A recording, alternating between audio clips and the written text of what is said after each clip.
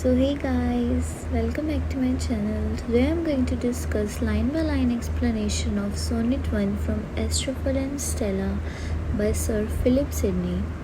Okay, let's start. First line. Loving in truth and vain in verse, my love to show.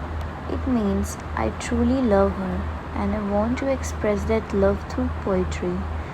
Here, poet is saying that he truly loves her and he wants to express that love through his poetries. Okay, so the second line, that she, dear she, his beloved, that she might take some pleasure of my pain. So in line 2, the poet is saying that I hope she, my beloved, find some happiness or interest in the pain I express in my poem. So he is saying that his beloved finds some happiness or interest in the pain he expresses in his poems. Okay. Line 3. Pleasure might cause her read. Reading might make her know. Here the poet is saying that if she enjoys his poem, she might read it, and by reading it, she may understand the deep feelings of poet, the deep feelings he is conveying through his poem. Okay. Line 4. Knowledge might pity win, and pity grace obtain. Here the poet is saying that if she understands his love, she might feel pity for the poet, and through pity, she might know kindness or love in return. She might show kindness and or love in return to the poet. Okay. Line 5. I sought fit words to paint the blackest face of woe.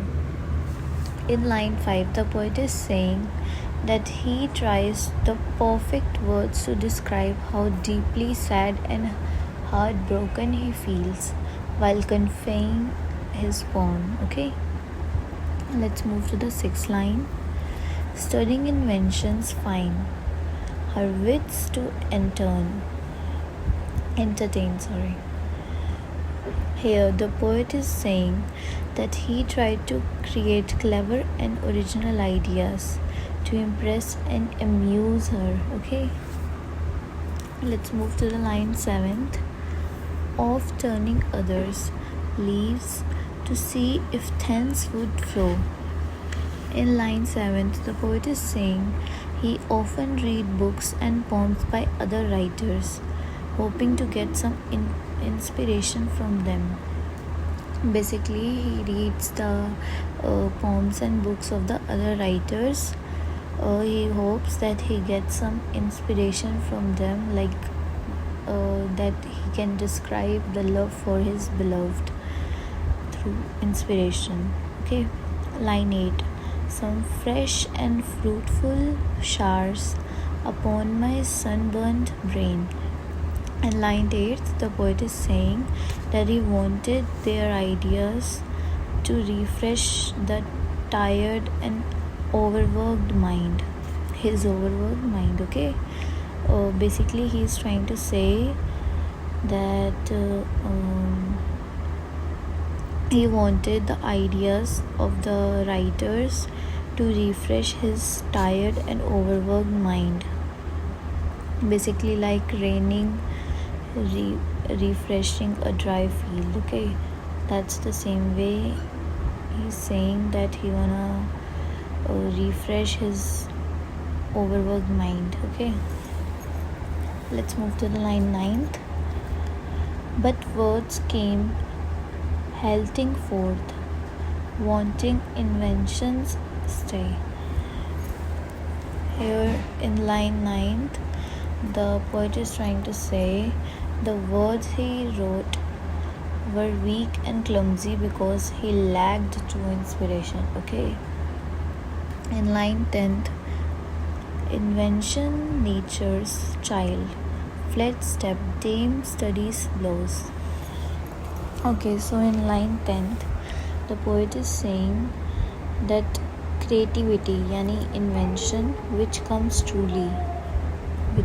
naturally, ran away when he forced myself. Basically, the creativity which comes naturally ran when he forced himself to study too hard. It felt like being beaten by cruel stepmother. Okay. In ninth, 11th, let's move to the line 11th. And others, feet still, seemed but strangers in my way. Oh, the line the poet is trying to conveying in line 11th is the poetic and stylus and rhythms of other writers felt unnatural to him and didn't help. Okay. Basically, the poetic styles and rhythms of other writers felt so unnatural that it didn't help to him at all. Line 12th. Thus, the great with child to speak and helpless in my throes. In line 12th, the poet is saying, sorry, the poet is saying he was full of emotions and ideas like a pregnant woman, but he couldn't express them properly. It was painful that he was full of emotions and ideas like a pregnant woman is. She is like very emotional when she is pregnant and she have like really creative ideas, but he couldn't express them properly because it was very painful to him. Line 13. Biting my truant pen, beating myself for spit.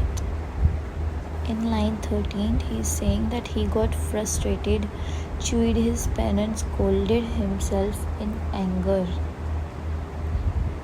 The line 14th, the last line. Okay, so in the last line, fool, said my muse to me, look in the heart and write.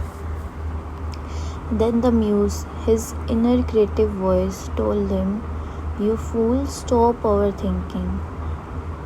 Just look into your heart and write honestly. Like his inner creative voice told him that, fool, stop overthinking.